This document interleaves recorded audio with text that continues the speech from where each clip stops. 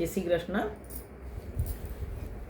મહાપ્રભુજીની બધાઈમાં ચોખરા ગાવામાં આવે છે. 4 લાઈનના 4 પેરેગ્રાફ. દરેક પેરેગ્રાફ પૂરો થાય તો ચોખરાની રચના જે દર્શન થયા છે એ અષ્ટચાપનું નામ આવી જાય છે. તો અહીંયા ગોપાલદાસજીને આ દર્શન થયા છે. કયા દર્શન થયા?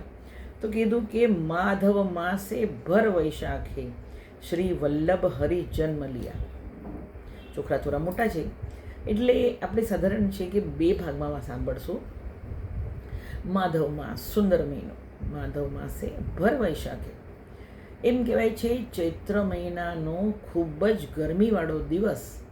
કીધું માધવ માસે ભર વૈશાખે શ્રી વલ્લભ હરિ જન્મ લિયા. મહાપ્રભુજી શ્રીજી બાવાના મુખારવિંદ સ્વરૂપ છે, ખબર છે આપણને બધાને.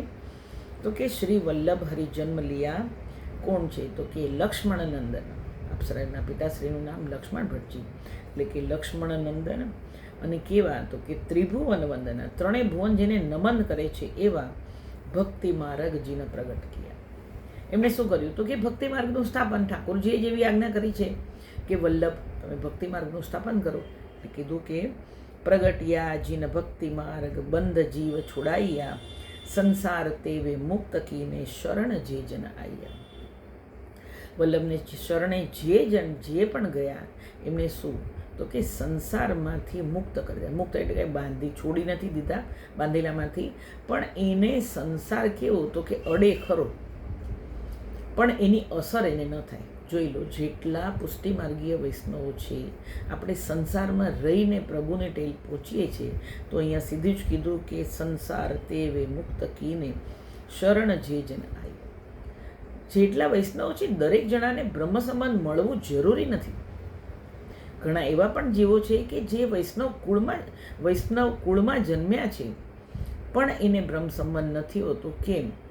તો કે કાં તો એ જીવ એવો હોય, કાં તો એને વલ્લભનું શરણું ખબર ન હોય, અથવા એવી કંઈક એની ભૂલ થઈ ગઈ કે વૈષ્ણવ કુળમાં જન્મ્યા છતાં પણ એને બ્રહ્મ સંબંધ નથી થતું. સમય સંજોગને આધીન દોસ્તી એટલી સુંદર થઈ જાય છે અને પછી એને વલ્લભનું શરણ મળે છે અને એને બ્રહ્મ સંબંધ થાય છે.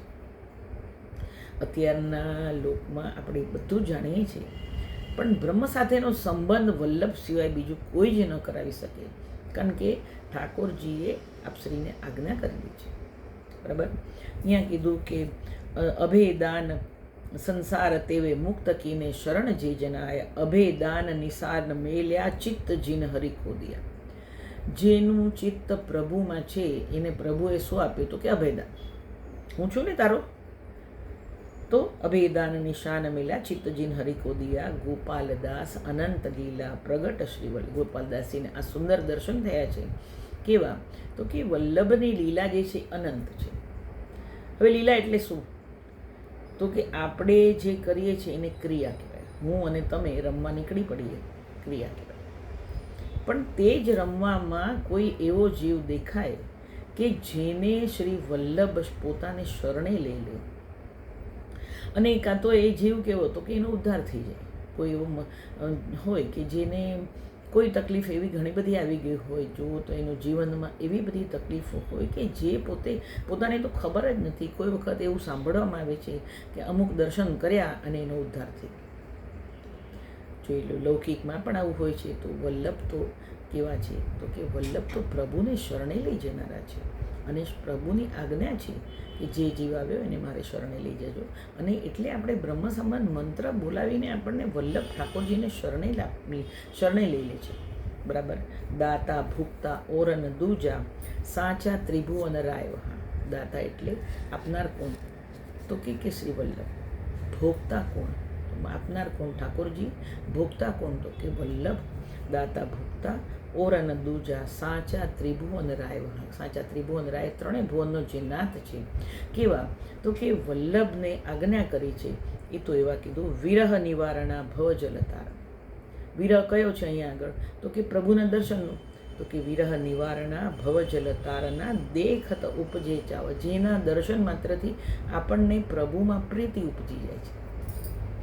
દેખત હરિકો ચાવ ઉપજે સકલ દુઃખ નિવાર્યા, ના જાકો નામ સુમરે જરે પાતક કર જોર નિગમ પુકારે. જેનું નામ સાંભળીને શું, તો કે પાતક એટલે દુઃખ, પાતક કેવા દૂર થાય, અને કર જોર નિગમ પુકારે, બે હાથ જોડી અને પુકાર કરી રહ્યા છે.